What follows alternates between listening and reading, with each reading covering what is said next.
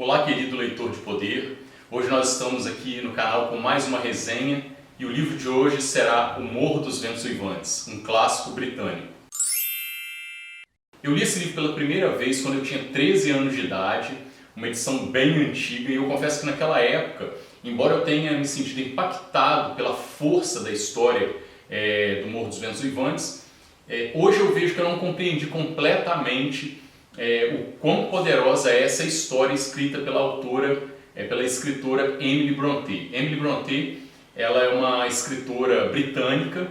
Este é o único livro dela. Ela lançou o livro um ano antes de falecer. Ele foi lançado em 1847. A história, ela é narrada, praticamente o ambiente onde ela ocorre são duas fazendas. A primeira fazenda se chama Morro dos Ventos Uivantes, que é o título do livro, que é uma tradução que não é ao pé da letra do título do livro, que é Wuthering Heights, mas traduziram muito bem traduzido como Morro dos Ventos Uivantes. Gostei muito deste título. Então, Morro dos Ventos Uivantes é uma fazenda que fica no alto de um morro, obviamente. E o segundo cenário da história é a Granja dos Tordos, que é uma outra fazenda que fica a aproximadamente 3 km de distância da primeira. No Morro dos Ventos Uivantes nós teremos a família do Sr. Urshel. Ali na família do Sr. Urshel nós teremos 3 crianças, três filhos, que é a Catherine, o Hindley, e nós teremos o Heathcliff. O Heathcliff, ele é o protagonista dessa história. Ele embora seja o protagonista, ele é uma espécie de vilão também da história. O livro narra a biografia do Heathcliff. E o Heathcliff, como nós vamos falar aqui daqui a pouco, ele vai formar um par romântico com a sua irmã Catherine. O Heathcliff, ele é um filho adotivo. Ele foi trazido pelo Sr. Urshel para a fazenda, e quando chega ali, nós vamos falar daqui a pouco desse romance que começa a ser gerado ali no Morro dos Ventos Uivantes entre o Heathcliff e a Catherine. Na Granja dos Tordos nós temos uma segunda família, que é a família Linton. A família Linton, nessa família nós temos também 2 crianças. Nós vamos ter ali o Edgar Linton e a Isabella Linton. Tudo o que ocorre na primeira metade desse livro diz respeito a essas 5 crianças, que obviamente vão crescer. Nós vamos ver ali a adolescência dessas crianças, a juventude, eles ficam jovens, e nós vamos ver ali o relacionamento entre essas 5 crianças. A primeira metade do livro trata sobre o relacionamento dessas 5 crianças. A segunda metade do livro, acompanhando a história do Heathcliff, nós temos uma segunda geração dessas 2 famílias, e vai ser narrado ali um relacionamento, um novo triângulo amoroso que vai surgir entre os filhos desses personagens iniciais da trama. Os narradores da história. O livro ele se inicia com um senhor chamado Lockwood chegando na fazenda Morro dos Ventos Uivantes, cujo dono é o Heathcliff, e ele pretende alugar a Granja dos Tordos, que também pertence ao Heathcliff.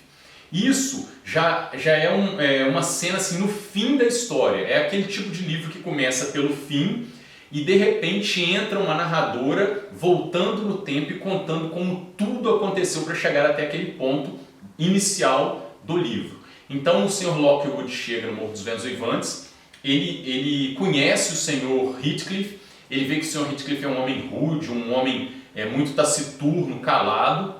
Ele vê ali na casa uma jovem bela, mas que sente uma tristeza muito grande nela. Essa jovem é chamada de Kate. E ele vê também um garoto extremamente maltratado. Ambos, os 2 jovens ali, tanto a Kate quanto o Harrington, que é esse segundo jovem, eles sentem, o Sr. Lockwood sente que existe alguma coisa ali muito ruim, um peso muito grande sobre aquelas 2 vidas que estão ali no Morro dos Ventos Uivantes, o Harrington. E aí a empregada da Granja dos Tordos, que é a senhora Nellie Jean, ela passa a ser a narradora a partir do momento que ela começa a contar para o Sr. Lockwood quem são aqueles 2 jovens que estão ali, o Harrington e a senhorita Kate. A história começa então a ser narrada pela criada Nellie Jean, que foi uma criada que viveu uma parte da sua vida no Morro dos Ventos Uivantes, e ao longo da história ela vai ser contratada pela família Linton. Ela se muda para a Granja dos Tordos. Então ela sempre esteve em contato com essas 2 famílias, e ela sabe de tudo o que aconteceu ali. E vai ser ela que vai narrar a história até quase nos 2 últimos capítulos do livro, quando a narração volta de novo para quem? Para a pessoa, o personagem do Sr. Lockwood. Então nós temos esses 2 narradores aí ao longo da história. Quando a Nellie Jean começa a contar a história para o Lockwood, ela começa narrando o dia em que o Sr. Heathcliff chegou ao Morro dos Ventos Uivantes. O Sr. Urshel, que é o pai da Catherine, do Hindley, havia feito uma viagem para Liverpool e a Catherine tinha pedido de presente para o pai um chicote, o Hindley, seu irmão, tinha pedido uma rabeca. Quando o Sr. Urshel retorna para casa, né, dessa longa viagem, numa viagem muito cansativa, com um clima intempéries muito tensas, o clima muito pesado, ele chega ali no Morro dos Ventos Uivantes com o seu casaco fechado e quando ele abre o casaco, tem um garoto amarrado, preso, né, abraçado a ele. E ele mostra aquele garoto para sua esposa, para os seus filhos e fala: olha, esse garoto eu encontrei ele perdido nas ruas de Liverpool e eu resolvi trazê-lo aqui para casa para criá-lo como meu filho. Nesse momento, ele apresenta o Heathcliff. Heathcliff, então, ele é um filho, né, adotivo ali da família Urshel, que é trazida de Liverpool. A narradora ela deixa claro que essa criança é uma criança cigana. Os ciganos, eles ali na Europa, naquela época, eles eram pessoas imigrantes de onde? Do norte da África, vindo do Egito. Então, a palavra cigano em inglês é gypsy, vem da palavra egípcio, né? Então, são os imigrantes egípcios que iam para a Europa. No caso, o Heathcliff ele é um desses ciganos, um desses imigrantes, filho de imigrantes, né? Que estava perdido nas ruas de Liverpool e o Sr. Urshel trouxe Heathcliff para morar ali na casa com ele para ser irmão dos seus filhos biológicos. E aí a autora ela descreve com uma grande maestria o relacionamento bem, vamos dizer assim, bem tóxico que esse pai do Sr. Urshel ele acaba imprimindo, ele acaba colocando sobre os seus filhos biológicos a partir do momento em que ele traz um filho adotivo para dentro de casa. Toda a história, toda a trama, toda a, vamos dizer assim, a violência dessa narrativa do Morro dos Ventos Uivantes, na minha visão, ela não existiria se o Sr. Urshel tivesse tratado de uma forma adequada a inserção de um filho do coração, um filho adotivo, dentro daquele lar. E a primeira coisa errada que ele faz quando ele chega ali, não só ele, mas também a esposa, né, que são os 2 adultos da história naquele momento inicial, é que a esposa repreende o marido de ter levado aquela criança para dentro de casa e ela faz isso na frente da criança. Ela diz que o Sr. Urshel não deveria ter levado uma criança para morar com ele sem antes tê-la consultado. Então você vê de cara aí que o Heathcliff ele já recebe assim, uma rejeição da família, oriunda de quem? Da mãe adotiva dele. E naquele momento, quando a Catherine pergunta pelo chicote que ela pediu de presente para o pai, e o Hindley, seu irmão, pergunta sobre a rabeca, o pai mostra que a rabeca quebrou porque naquele intuito de proteger o Heathcliff durante a viagem, o Sr. Urshel acaba quebrando a rabeca do seu filho Hindley. Então acaba criando também um sentimento negativo do filho em relação àquele seu irmão, aquele novo membro da família, e o chicote da Catherine se perdeu durante a viagem. Também por quê? Porque o pai priorizou levar o filho ali para dentro de casa. Então, nesse momento é um momento muito tenso, porque de imediato nós já vemos que o Heathcliff ele recebe uma rejeição completa ali da família. E apenas o Sr. Urshel o recebe de uma forma, vamos dizer assim, até extremamente protetiva. O Sr. Urshel ele protege tanto o Heathcliff que em um determinado momento da narrativa o Heathcliff começa a fazer ameaças ao seu irmão Hindley, falando assim, ele pede o cavalo do Hindley, o Hindley não quer dar o cavalo porque cada um tem o seu cavalo, mas o Heathcliff acha que o cavalo do Hindley é melhor do que o dele. E quando o Hindley não dá o cavalo para o Heathcliff fala assim, eu vou contar para o papai que você me bateu, que você puxou minha orelha, né, você provocou uma agressão contra mim, e aí você vai apanhar em dobro. Então, a narradora, que é a criada, né, a Nellie Jean, a Nellie ela já começa a descrever que ela percebia que o Heathcliff ele já tinha uma natureza muito má. Ele tinha uma natureza má e nisso, gente, em momento algum no livro, obviamente, deixa claro que isso tem uma ligação pelo fato dele ser um filho adotivo, né? A rejeição que ele recebe da família, sim, isso pode ter ocasionado toda a selvageria que ele vai propagar ao longo da trama contra os seus próprios irmãos e demais personagens que vão surgir em seguida. Mas a própria criada, ela narra que ela já sentia que o Heathcliff, ele tinha uma parte dele que era violenta, que era má. Então o Heathcliff ele já começa a demonstrar aquilo ali desde criança em relação aos seus irmãos, né? E ocorre um determinado momento em que o Sr. Urshel, a esposa dele já morreu, e aí vem a morte do Sr. Urshel quando o Hindley, que é um filho mais velho, ele acaba tomando para si as responsabilidades pelo Morro dos Ventos Uivantes. Mas isso acontece anos depois dele ser enviado para um internato, para uma escola, onde ele fica morando durante anos, vivendo naquela escola, e ele é enviado para essa escola também por causa do Heathcliff, porque o criado Joseph do Morro dos Ventos Uivantes, ele sempre privilegiava o Heathcliff em detrimento a Catherine e o Hindley. Esse criado ele chegava no ouvido do patrão dele, do Sr. Urshel, e acabava falando mal tanto do Hindley quanto da Catherine, falando que os dois que eram desobedientes demais, e aí o Sr. Urshel também era influenciado por isso.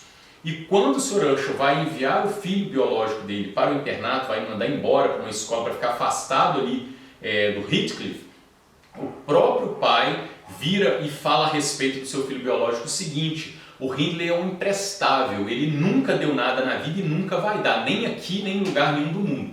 Então olha que pesado. Quando você analisa a obra no geral, tudo o que acontece ali principalmente de ruim, provocado pelo Heathcliff e pelos demais personagens que acabam um tentando se vingar da ação que o outro perpetrou contra ele.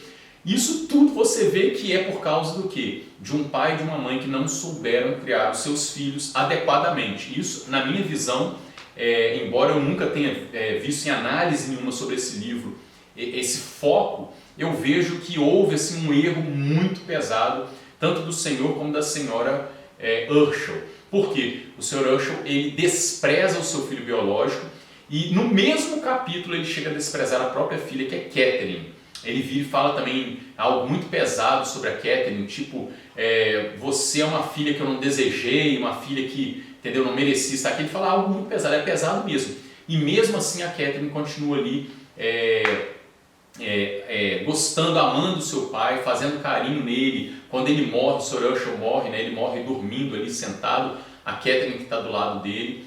E quando o Hindley ele toma posse do Morro dos Ventos Uivantes, nesse momento ele começa a fazer o quê? Ele começa a tratar o Heathcliff, que era o protegido do Sr. Urshel, ele começa a tratar de uma forma bastante assim, com bastante desprezo. Ele coloca o Heathcliff de castigo quando o Heathcliff ele faz alguma ofensa ali diante de visitas que estão no Morro dos Ventos Uivantes.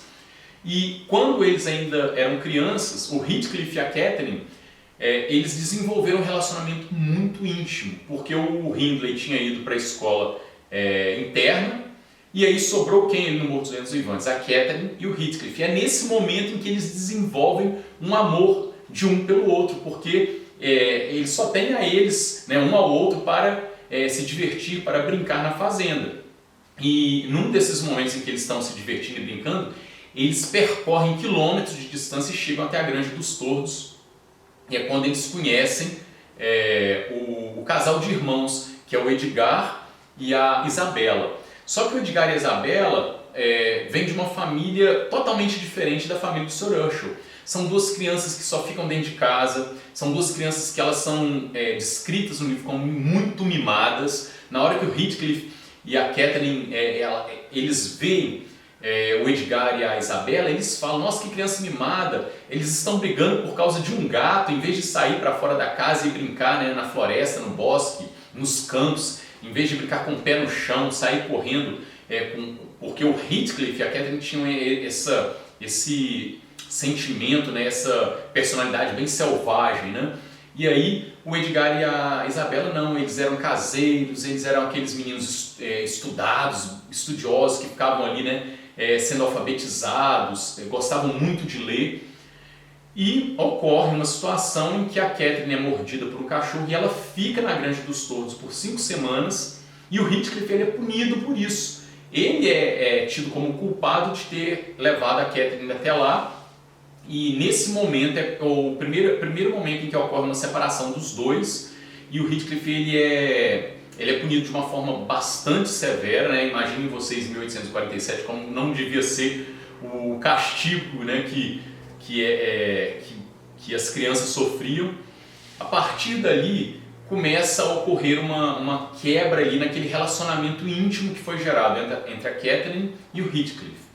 E isso tudo que eu estou narrando, pessoal, isso é bem no início da história. O livro ele tem 34 a 35 capítulos, é uma história longa, mas é uma história extremamente eletrizante. Você começa a ler o livro e você não quer parar porque você quer saber o que ocorre na sequência. E é um livro, é um drama que eu falo que quando eu li 30 anos depois, eu vi o poder dessa história. Por quê? Porque eu tinha, vamos dizer assim, mais 30 anos de vida vividos, né?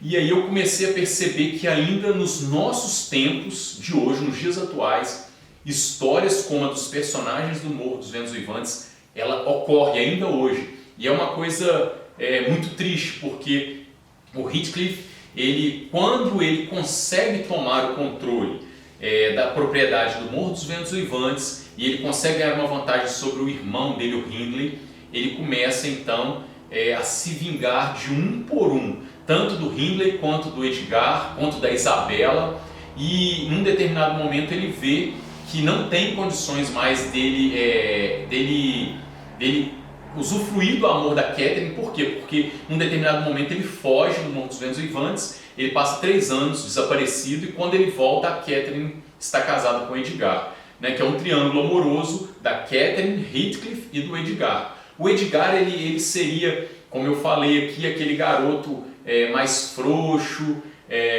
mimado, não é muito dado, né, a aventura, a cavalgar, aquela coisa toda. E o Heathcliff ele vamos dizer assim, no triângulo amoroso, ele é o personagem forte da história. E eu falo isso por quê? Porque quando chega na primeira metade, no fim da primeira metade do livro, ocorre um incidente, né? Eu estou evitando falar desse incidente por quê? Porque eu quero que vocês leiam e vocês se surpreendam com cada página do livro. E a partir no início, assim, a segunda metade do livro, nós vamos ver um segundo triângulo amoroso se formando através dos filhos desses 5 personagens iniciais. E aí, um segundo triângulo amoroso acaba se formando e o filho do Heathcliff, que é a pessoa que ele gostaria que se casasse com quem?